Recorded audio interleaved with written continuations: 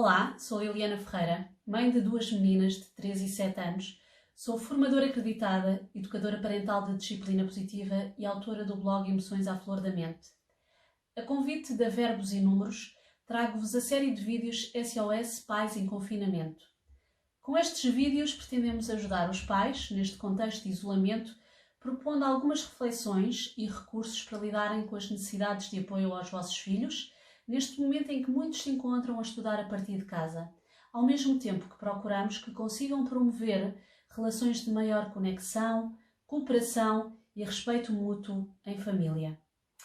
O tema, em jeito de pergunta, que vamos abordar neste primeiro vídeo é: que competências deve o meu filho desenvolver para ser bem-sucedido no futuro? Antes de mais, desafio-vos a pegarem numa folha de papel e numa caneta que tenham à mão. Eu guardo um bocadinho.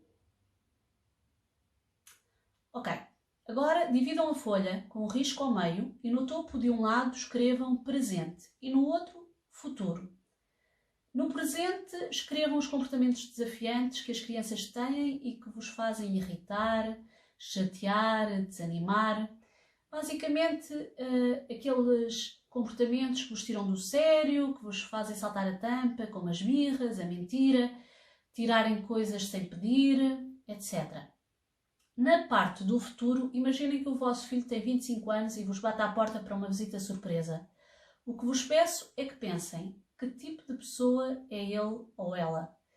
Que características é que tem? Será que é simpático? É responsável? Trabalhador? Será que é honesto? Comunica bem? É generoso? Será altruísta ou corajoso?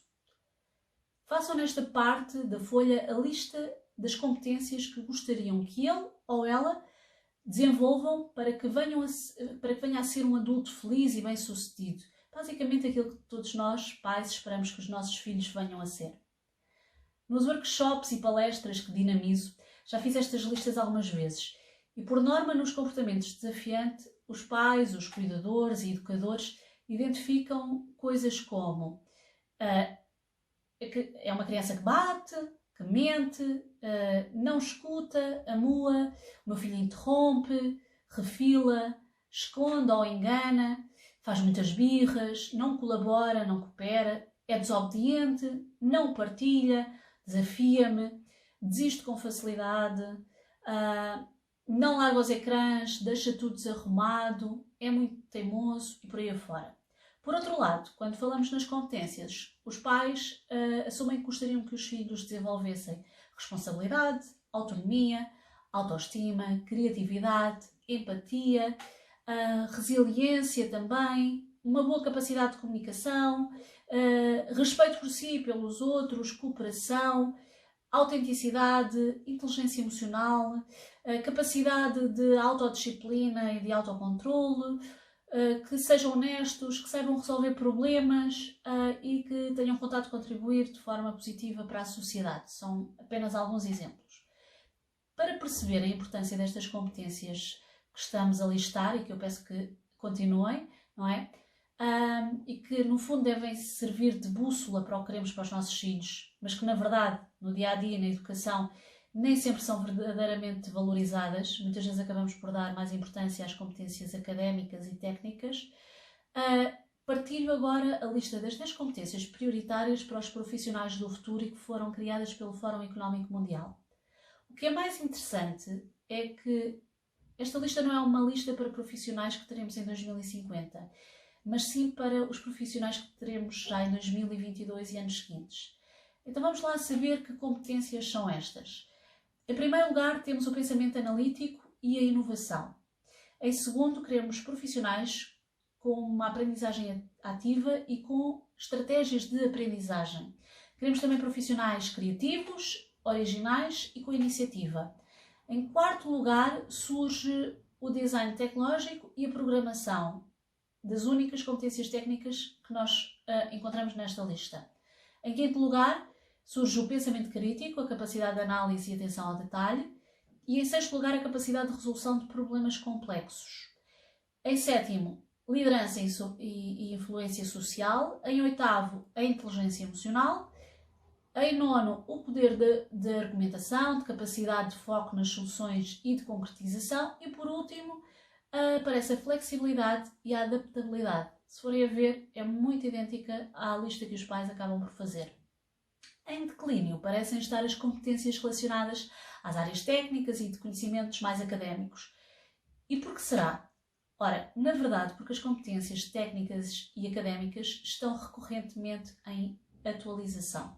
Para além de que, com alguma capacidade de aprendizagem da nossa parte e se adquiridas devidamente as competências socioemocionais que aqui estão listadas, conseguimos facilmente e a qualquer altura da vida assimilar as outras competências técnicas e académicas.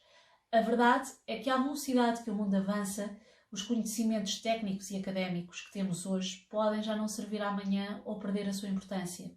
Mas as competências socioemocionais e as habilidades que adquirimos são o que farão a diferença para conseguirmos aprender tudo o que precisamos de forma a nos adaptarmos às mudanças, a compreender e lidar com o que acontece na nossa vida nas mais variadas esferas, assim como a concretizar e inovar à medida que a vida o vai exigindo.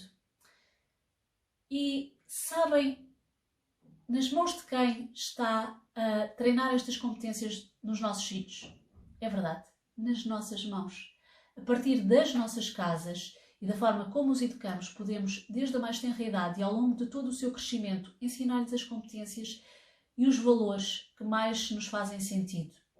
Por isso, nestes dias em que estamos em casa, ou a dar-lhes o acompanhamento possível, porque muitos estarão também a trabalhar fora, talvez seja bom repensarmos a importância que estamos a dar às notas dos nossos filhos, se eles decoram a matéria para terminarem bem o ano, se fazem todos os trabalhos de casa que os professores mandam, em detrimento de todas as outras competências que aqui falámos. Mas voltando às listas que vos desafiei a fazerem. A primeira lista do presente é então o onde estamos, aquilo com que lidamos no dia-a-dia, os desafios com que lidamos no dia-a-dia. E é importante percebermos que nestes comportamentos, nestes desafios, é que está o nosso ponto de partida para este caminho de sermos pais mais conscientes. Se não tivermos esta noção, é muito complicado. A segunda lista é onde desejamos chegar. Já dizia o gato sorridente, de Alice no País das Maravilhas, para quem não sabe para onde vai, qualquer caminho serve. E eu creio que, como pais, todos queremos saber para onde nos levam os nossos passos e para onde seguem os nossos filhos. Pode não parecer, mas estas duas listas que fizemos podem se interligar. O onde estamos pode levar-nos onde queremos chegar, uma vez que cada desafio de comportamento dos nossos filhos acaba por nos dar a oportunidade de os ajudar a desenvolverem as competências que queremos que eles aprendam e levem também para as suas vidas. Então, vejamos alguns exemplos, para ser mais prático. Se uma criança mente ou rouba, podemos falar-lhe sobre o valor da honestidade. Existe um conto sobre um monge que incita os seus discípulos a roubarem, que contém tempo às mexilhas e que uso quando as apanha a mentir. Em vez de lhes dar um sermão, o que eu faço é perguntar-lhes o que é que disse o discípulo ao mestre quando o mestre lhe disse que não fazia mal roubar porque ninguém saberia o que eles fizeram e sempre o poderiam negar.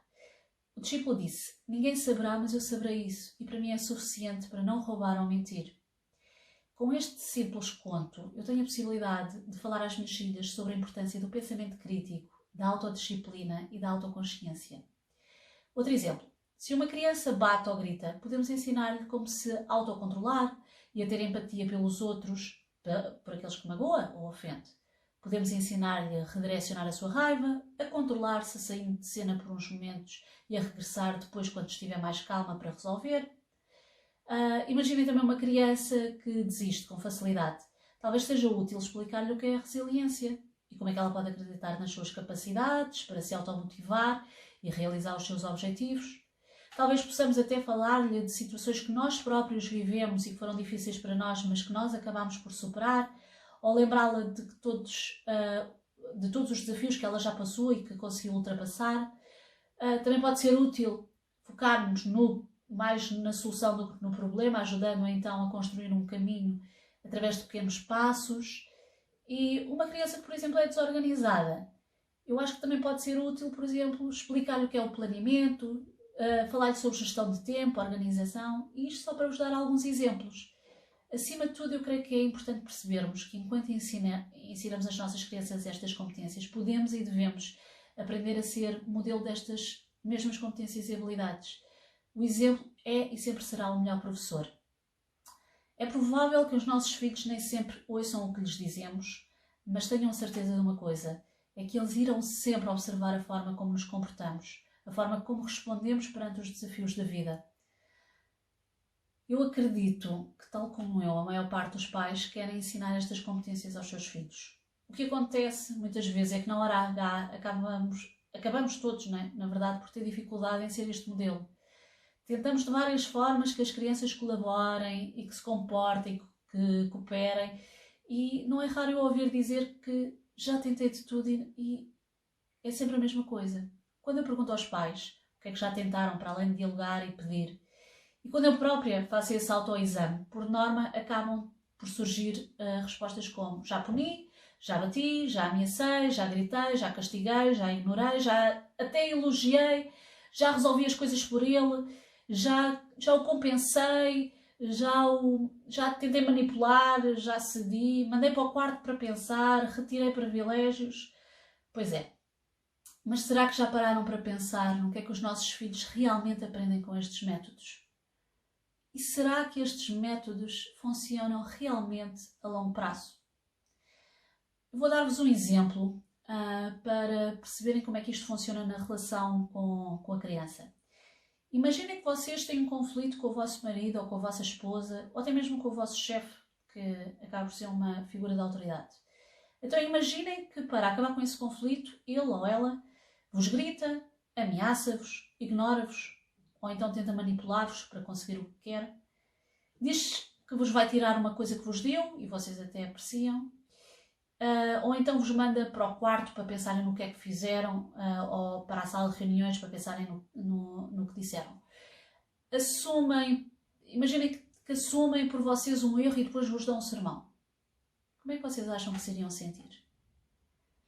E o que é que iriam pensar sobre si, sobre vocês próprios e sobre essa pessoa? Ficariam motivados a colaborar? A conversar calmamente com essa pessoa? A resolver as coisas a bem? Bom, na verdade, até poderia ser que num momento fizéssemos aquilo que nos pediam. Muitas vezes por medo. Mas já pensaram em como é que fica essa relação após um momento desses? Com as crianças passa-se exatamente a mesma coisa quando usamos estes métodos. No momento até pode funcionar, mas acreditem que vai impactar negativamente a forma como elas nos veem e se veem elas próprias, o respeito que têm por nós e por elas mesmas, a influência positiva que podemos ter para elas. E quer queiramos, quer não, vai também servir de modelo para a forma como elas próprias se podem relacionar com os outros. Muitas vezes esperamos que os nossos filhos controlem o seu comportamento. Mas quantas vezes, na verdade, nós conseguimos controlar o nosso? Tenham a certeza que tudo começa por aí. Agora, uma coisa é certa. Será que vamos sempre conseguir controlar o nosso comportamento? Não. Somos humanos e não máquinas e, como tal, também erramos. A boa notícia é que, tal como acontece com os nossos filhos, também nós estamos sempre a tempo de aprender.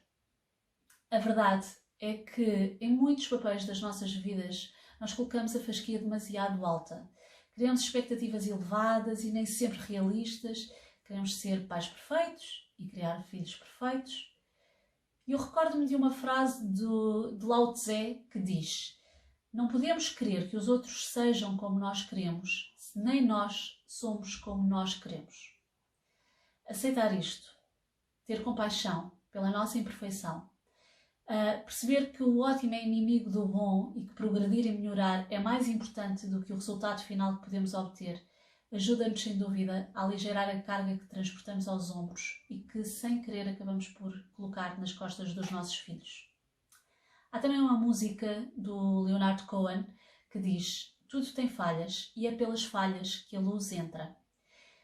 Eu adoro esta frase. Faz-me lembrar que no que eu não gosto em mim, nos meus enganos, nas minhas asneiras, está a minha oportunidade de aprender, de evoluir e de trazer luz ao que preciso de melhorar em mim. Não sei se isto vos faz sentido também. mesmo quando, ao tentar dar o meu melhor, e todos tentamos a todo momento, percebo que errei, por exemplo, quando grito com as minhas filhas, quando sou inflexível, quando as quero obrigar a fazerem alguma coisa que elas não querem, quando entro numa disputa de poder com elas, quando sou a mãe que não queria ser, posso respirar fundo, posso aceitar que não sou perfeita, mas que posso melhorar enquanto mãe e reparar a relação que tenho com elas. Mas como é que nós fazemos esta reparação? Antes de mais, assumindo a responsabilidade, sem culpa ou vergonha. E fazemos-la também através de 4 erros da recuperação dos erros. Vou-vos dar a conhecer então esta estratégia dos 4 erros, dos 4 R's, aliás, que é muito simples. O primeiro é reconhecer o erro. É um momento de tomada de consciência, em que eu caio em mim e percebo, ok, fiz asneira. O segundo é reconectar. Com calma, peço então para me sentar com a minha filha, por exemplo, coloco-me ao nível dos olhos dela e posso lhe dizer algo como: podemos falar um pouco, eu não devia ter gritado contigo. Eu sei que te assustei e não era o que eu queria fazer. Reconciliar é o terceiro R. É o momento de pedir desculpa. De forma muito clara, genuína, sincera, digo-lhe simplesmente: peço-te desculpa. E por último, o quarto R. Resolver. Focamos-nos então nas soluções, no que podemos fazer para reparar, ou se não for possível reparar totalmente, assumir o que podemos fazer para evitar que aquela situação volte a acontecer. Podemos dizer que algo como: numa próxima vez, quando estiver muito irritada, talvez eu te possa dizer que preciso me acalmar e depois falamos. O que é que achas? Agora será que me podes dar um abraço? Estou mesmo precisada. Sabem qual é a melhor parte de utilizarmos estes 4 R's? É ensinarmos, com o nosso exemplo, os nossos filhos a serem responsáveis e humildes e a saberem como também eles podem reparar os seus erros e aprenderem com eles. Vocês conseguem imaginar um mundo onde as pessoas realmente encaram os erros como oportunidades de aprendizagem, em vez de assumirem que devem sentir culpa e vergonha por errarem? Conseguem imaginar quão mais seguras as crianças se sentiriam num ambiente onde podem assumir riscos e que podem ver os erros não como algo de que se devem envergonhar e esconder, mas como algo que conseguem resolver e melhorar? Na minha opinião, acho que seria um mundo muito mais encorajador. E com o devido esforço da nossa parte, eu acho que nem é um sonho assim tão distante e tão irrealista. Para terminar, deixo-vos um desafio final. Durante o almoço ou o jantar, quando estiverem todos reunidos, convidem os vossos filhos a partilharem um erro que tenham feito e o que é que aprenderam com ele. E para darem o exemplo, comecem vocês mesmos a partilhar um erro que tenham cometido e o que aprenderam.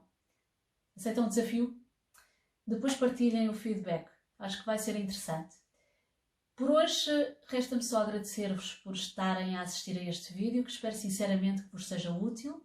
Se quiserem, podem aproveitar e partilhar este vídeo com outros pais, e mesmo convidá-los a assistirem aos próximos vídeos do SOS Pais em Confinamento que vos vamos trazer. Até lá, só espero que fiquem bem, com saúde.